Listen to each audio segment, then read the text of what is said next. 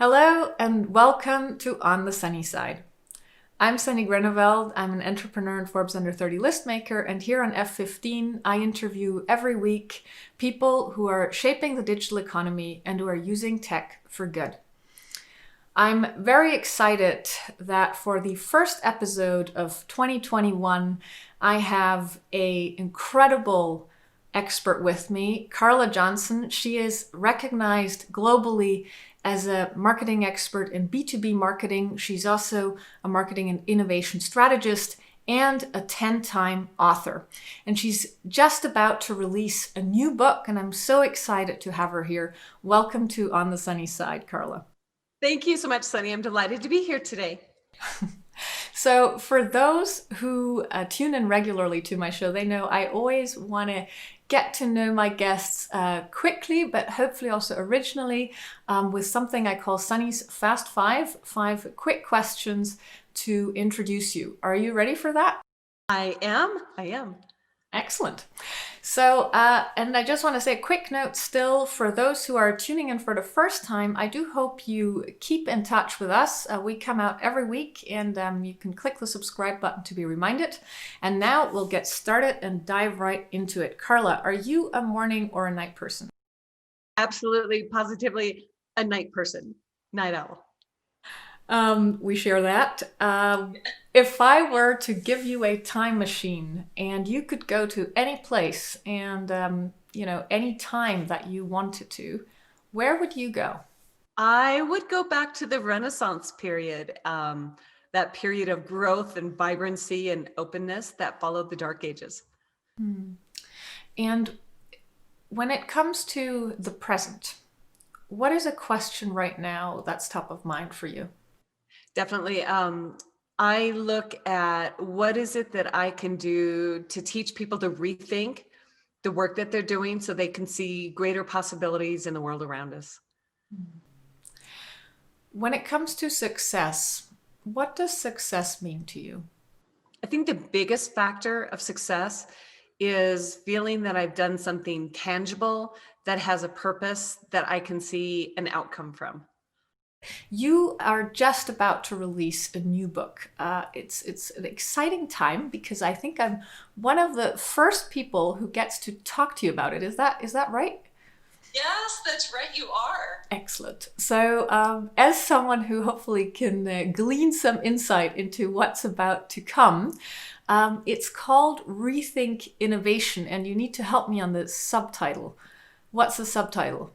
The subtitle is looking at how prolific innovators consistently come up with great ideas that turn into these extraordinary outcomes. Now, let's start at the beginning. What is innovation? This is an interesting question, Sunny, because I posed it on LinkedIn, and I think for every person who responded, there were 2 or 3 times the number of definitions. And it's a really fuzzy thing that we have is what is innovation? And so for me, I define innovation as consistently coming up with new, great, and reliable ideas. And I define a new idea as something that inspires and excites you. And a great idea is something that makes you stand up and go, wow, I really wish I would have thought of that. And a reliable idea is one that in the end makes you money. And it's that combination and being able to consistently deliver is what I feel is at the core, the heart of innovation. Now, digital collaboration tools have sort of seen an incredible rise over, especially now in 2020, over I would say the last 12 months, but even before that. Do you think that, has that also spurred innovation? Has that made, all the companies that adopted these digital collaboration tools more innovative? It has. And there's some research that came out from WeTransfer. Their idea report came out in December of 2020. And that is one of the outcomes that they've seen of 2020 is much more creative, innovative thinking. And if you look at a lot of people's excuses about why they can't come together, why they can't collaborate and all of these things, it's because, well, I need to be right there. I need to be in the room with somebody. I need to have those hallway conversations, which are absolutely so important and a big part of innovative thinking. But now, because of what we've faced in 2020, people are more willing to jump to those tools. Maybe instead of getting into a room and brainstorming, they get into Mural and instead do some brainstorming that way. And they can put up the sticky notes and they can move ideas around. And it helps them understand that you can extend that ability to connect as innovative thinkers in a lot of different ways, particularly in a digital world, and that you don't just work on something and then it's done. It's your digital scrapbook, your digital notes. It's all of those things that help align people, because it's easy for them to go back and reference things and help those ideas start to marinate so they can continue to evolve. And I think that's a big part of what we've seen with everything that we faced in 2020. What is your sense? What are some of the examples, perhaps also the unknown examples, as an expert, that you've come across also doing your research for the book, of companies that really manage to be perpetually innovative? And this kind of goes back to one of the reasons that I wrote this book, is that I believe there's innovation with a little I as much as a big I. And it's this consolidation, this accumulation of all of these little innovations across much of your employee base that isn't traditionally involved with an innovation team, R&D, the people that we think of as the traditional innovators in an organization. And there's a lot of these micro innovations, micro problem solving that goes on in companies that we don't see on the outside, because it's not the big product launch. It's not the next big thing that we see, but it's this ability to have everybody solve these problems and consistently come up with these new great and reliable ideas over time that really helps companies become those perpetual innovators. So, for example, there was one of the companies that I interviewed for the book. They closed down twice a year for 1 week, and they have an innovation week. And it's a week where every employee in the company has time to work on whatever it is that they'd like to solve. Now, some of it is related to their technology and their products, but in other cases, it's just something that an employee in that area would like to address. And so an example of a innovation with a little I that makes a big difference is that there was an employee who worked in accounting, and she had a process that she had to do every single month that was incredibly labor intensive, almost 40 hours every month. And you think, that's, a week's worth of work. So she taught herself how to program. She created a program that automated this task. And now instead of 40 hours, it takes about, 4 minutes every month. And so that frees her up to do work that's much more valuable to the rest of the organization, helps her feel better about the work that she does because it's less mundane tasks. And these are the kind of things that we don't think of as innovation in a traditional sense, but these are the kind of things that do make a company perpetually innovative.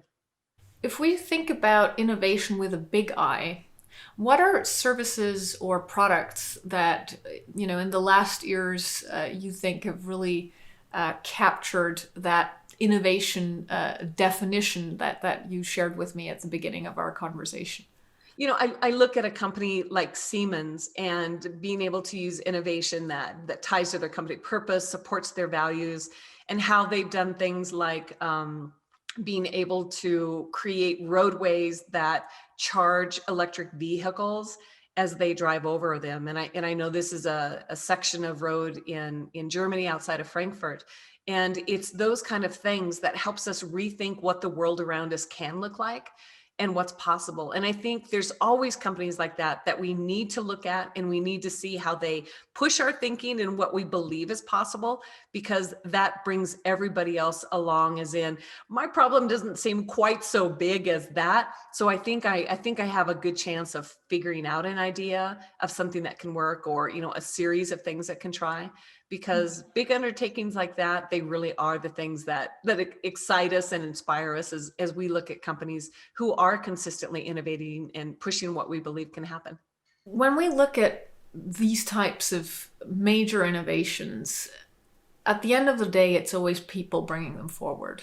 What kind of a leader does it take, or what kind of attributes does it take in a leader to be someone who fosters innovation, who enables innovation? And in all of the conversations you had, did you see any common red threads? The most common red thread that I saw is that they understood exactly what you said, is that innovation comes from people, and they're builders of people. They understand that for people to become these massive problem solvers, they have to have a specific problem that they're looking to solve. Oftentimes that's why purpose is such a big identity of these very innovative companies. They understand the need to articulate the values, to support them, to exhibit them themselves. And then they're also much more willing to give people space to experiment and not reprimand people for failing, because they do understand that you can never do anything truly innovative unless you have failures along the way. Now, that doesn't mean that you have to have big failures, and it's the support of even all the little micro failures, and being able to allow people to look at, what didn't work in that situation and why is it, and what is it that we can learn and go forward from there. So, it's the ability to also create a safe environment that allows you to experiment.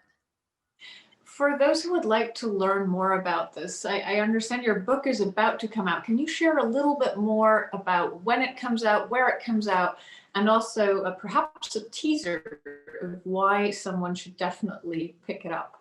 Yes, absolutely. So the ebook comes out March 2nd. The hard physical book comes out in June, and you can pre-order it now wherever you buy books. The audiobook will probably come out about the same time as the physical book. And I think the one thing that I want people to understand as a teaser is that we make innovation way more complex and difficult and complicated. And we think it has to be labor intensive and expensive and, just really a drudgery. But in truth, the beauty of innovation is that what I've done is broken down the process that these really prolific innovators use into a simple 5-step framework that anybody can learn, a team can use. It's scalable across any size organization. And it gives people competence in coming up with innovative ideas, confidence and passion in the ideas that they share, and also credibility that they do believe that they are the person who should be coming to the table with these great ideas. Well, thank you for such a great pitch, I believe, which is also a part of the toolkit in the innovative process, from what I gleaned from the draft that I already was allowed to see in preparation for this interview. Just maybe in wrapping up, for people who are particularly interested in innovation in the digital world, are there any sources, or also if you sort of look at your information diet, any places where you would like people to go to learn more, or where you also try to keep up to date on future trends? Anything that you can recommend for the audience that's watching? Absolutely. Well, I blog regularly about a lot of trends in innovation and give people tools and skills and teach them how to become more innovative thinkers. I also like content from Idea Scale and Board of Innovation. I think those are two that are really great. There's also Innovation Management. So there's some great sources of information about innovation and innovative thinking that I think people can draw from and learn from quickly. That's excellent. I'm going to make sure to link those all up in the description of the YouTube video. And just in parting, last advice for someone who's, many of our viewers are fairly young, they're in the early beginnings of their career, oftentimes even building up a company or building up a team or about to take on more responsibility for a team. Is there any specific advice you can give someone at the beginning of their career to make sure that they are really heard in their innovative ideas, perhaps, that they want to put forward, or become also innovative leaders leading these new teams that they're taking on? So any leadership advice around innovation would be amazing for young career starters. Yeah, absolutely. I think there's a couple of things. One is be very specific and articulate the problem that you're looking to solve, because I think once you're over that hurdle, that really helps people be clear on what they're going to do. The second thing is to be able to tell that story of an idea. And it can end with a pitch, but you need to be able to give people context as to where you got the inspiration for the idea. And the third thing that's critically important is to understand how to give feedback to someone who comes to you with an idea. So you encourage them to continue to explore it, but also give them structure so they understand how to articulate that idea in a way that's more likely to get buy-in and approval and support from you as a leader. Mm-hmm. And I think those are very valuable pieces of advice. Thank you so much, Carla. It's been a real pleasure to have you here on the Sunny Side. I really appreciate your time. So much, Sunny. It's been delightful to be here today. Awesome. So I am so glad we've started 2021 with a incredible topic, innovation. How do we innovate? How do we come up with new ideas? I think, and I hope that 2021 will be filled with new ideas. If you have any you'd like to share, please do leave a comment. And I'll be back every Friday at 9 a.m. on the F15 channel. So if you want to make sure you don't miss out on any future episodes, please subscribe. And with that, I say goodbye and look forward to seeing you on the sunny side.